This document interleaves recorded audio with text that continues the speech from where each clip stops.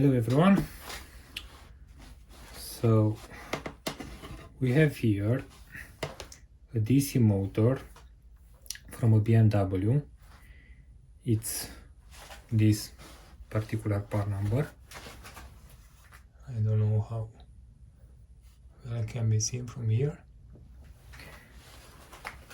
So basically this is the motor that drives the valvetronic of N46B20B engine. So it's a gasoline engine.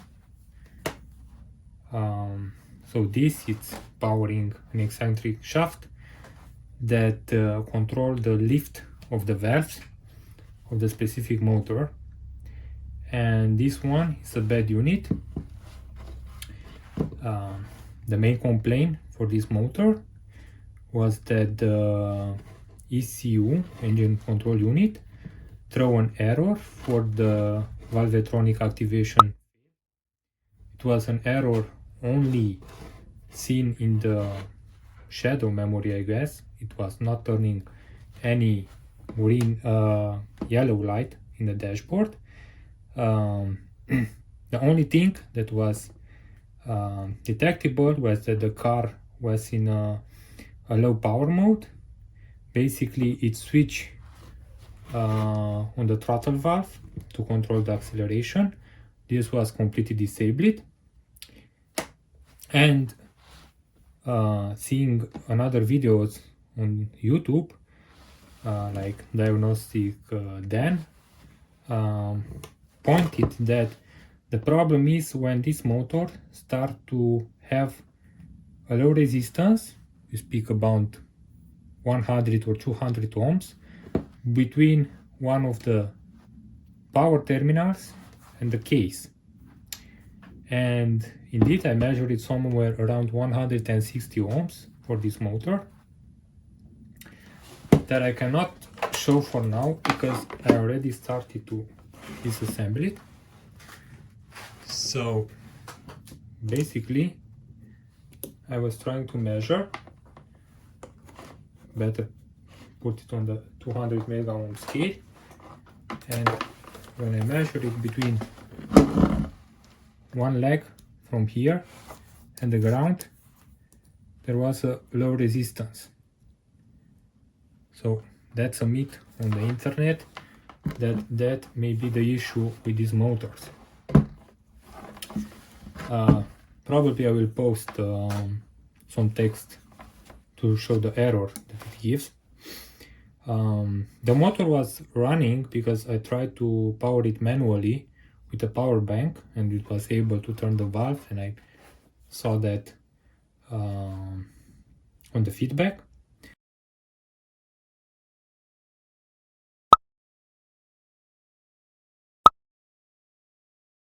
Be aware to not change the encoder for the eccentric shaft, because this can give you the false error and you may think that there's a problem with the eccentric shaft.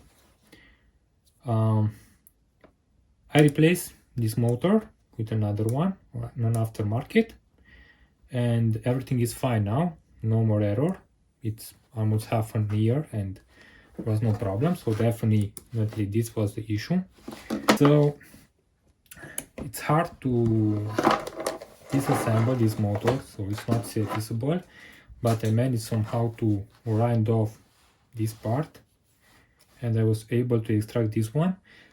Like I said, for the moment I cannot measure no more resistance between these legs and the body after I took this off. Here was an O-ring, and this just comes out. So this is just going to pop out like that, and we can already see that there is a lot of dust here. There is a needle bearing inside here, and as I say, there is a lot of dust here.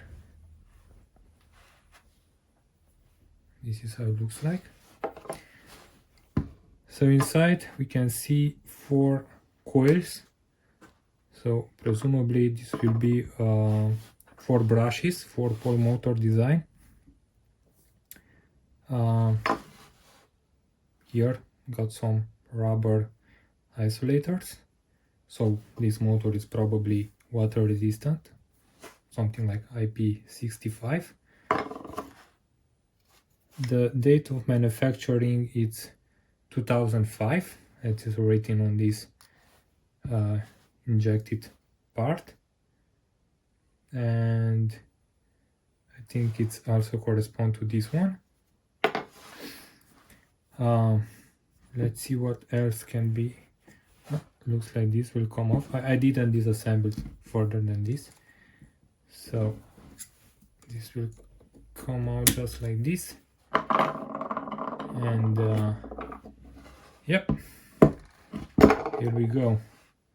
4 brushes, and they're in really good shape actually. There's a number on them. It is written 75. Let me try to adjust this camera a little bit over for a better view. So yeah, the brushes look very good for a almost 20 years old motor. The material for this one looks to be PPA. I don't know exactly that abbreviation, but I think it's something thermal resistant. Well, this one is PF. You're an expert into materials. Very interesting springs in this one. So the springs are, let me see if I can take one of these out, but oh, haven't seen this before. Just look what kind of springs we have for the brushes. This is quite nice. Never saw something like that.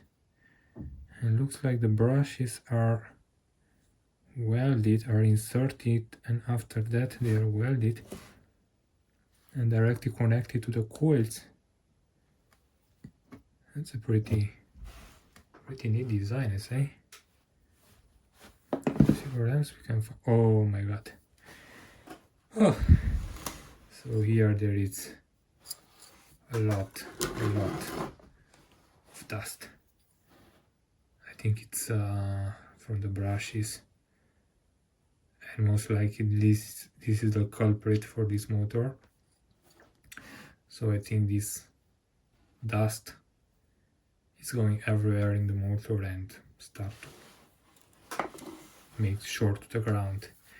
Let's see if I can push this one, but no. It's a big bearing here. It's not coming out so easy. I'm gonna try with some brute force, but yeah. Maybe I go to a vise and try to extract this rotor and see what else can be done. So yeah, that's how it looks like. Only passive components. So if we trace this, there is this the contacts, which divide here into pads. One pad is connecting this coil and this coil, this inductor. These are probably for filtering. So yeah, and the other two, and then they're directly connected to the brushes. So I'm going to the vise and try to take this out, and I'll come back.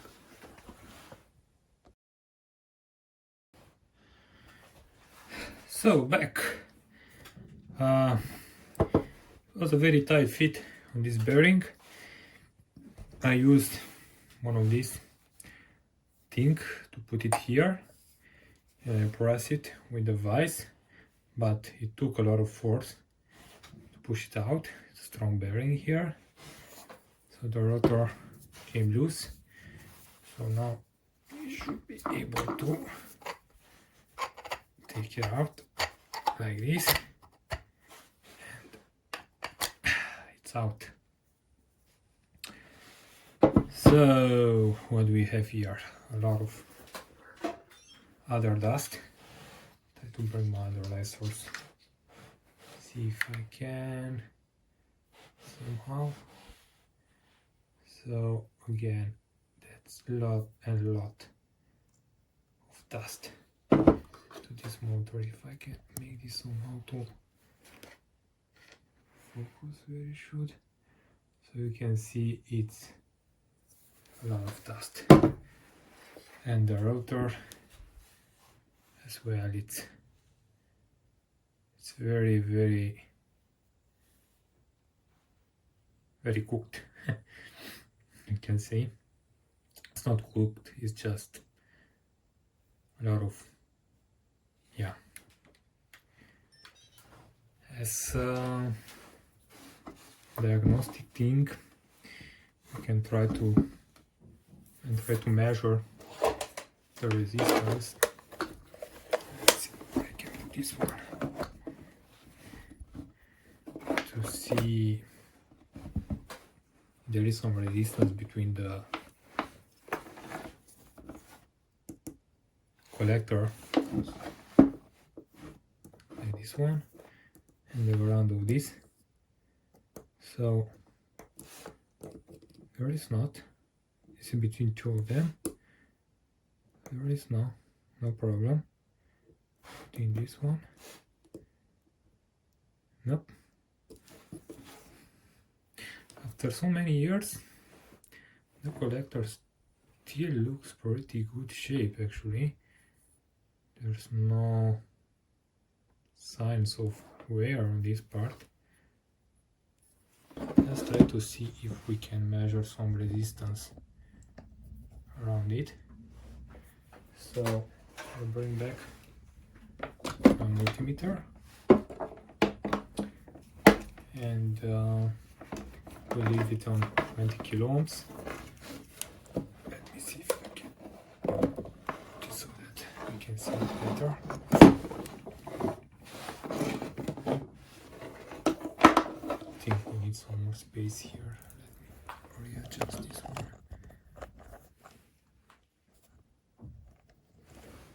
Okay, so let's see. That's a plastic component, and if I put from one side to the other, well, I get no resistance. Let's try to go to the mega ohms, but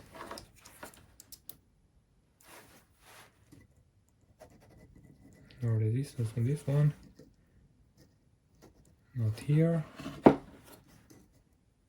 I was expecting this one to be conductive, but it's not. Here. No. Yes, I saw something, but it was between the. So yeah, I think I will clean this motor, and probably I can assemble it back, maybe with some glue here, and I will keep it as a backup. Okay, maybe I'll put some pictures, and thanks for watching.